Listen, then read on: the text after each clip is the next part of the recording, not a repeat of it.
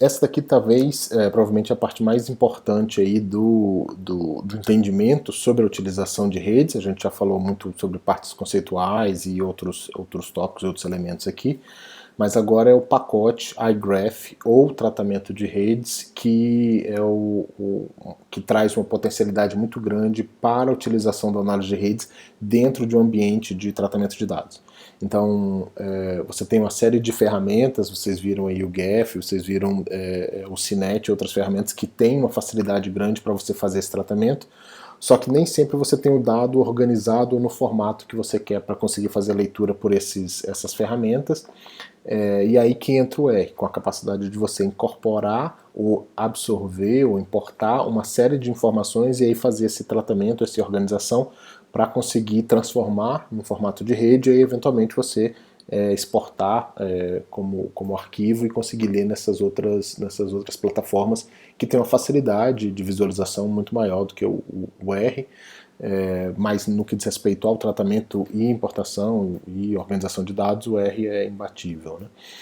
Bem, então o pacote principal desse elemento aí é o iGraph. Você tem outros pacotes de redes, SNA, uma série de outros pacotes, mas o foco, ou talvez o mais difundido, é esse iGraph. O iGraph ele tem tanto para o R quanto para o Python.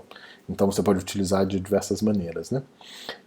A gente tinha falado aqui um pouco sobre o pacote, acho que no primeiro vídeo falando sobre o RStudio a gente fala um pouco sobre isso, mas uma forma de você instalar o pacote é você vir aqui, clicar em Install e escrever qual que é o pacote que você quer colocar, né? Então nesse caso aqui a gente podia botar iGraph, então a gente pode pedir para instalar esse pacote aqui, certo? Outra forma é você escrever install packages, que na verdade é a mesma coisa, né? Quando você clica lá no install packages, ele vai vir aqui esse elemento e fazer essa instalação.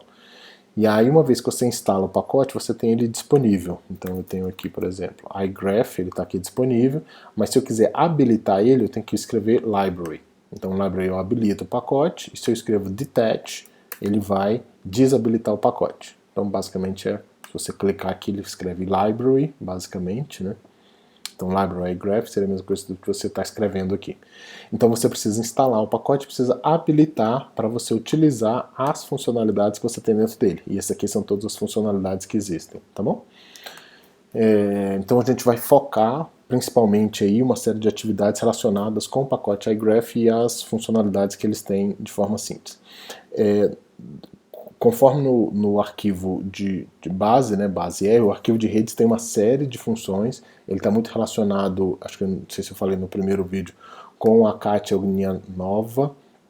Ela é uma pesquisadora que ela tem um material gigantesco, se você for no endereço dela, né, cateto.net, você tem uma série de elementos, uma série de trabalhos lá relacionados com redes, visualizações e afins, utilizando o R, então é muito interessante aí explorar, e todo o material já mais ou menos organizado.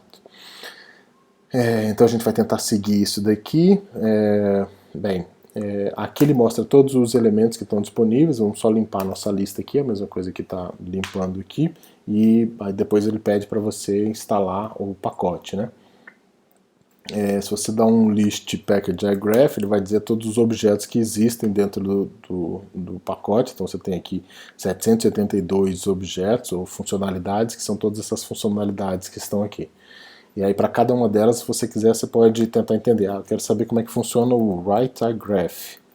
Então se você botar aqui write graph, que é esse daqui, ele vai trazer para você para dentro desse arquivo e vai mais ou menos explicar como é que ele funciona.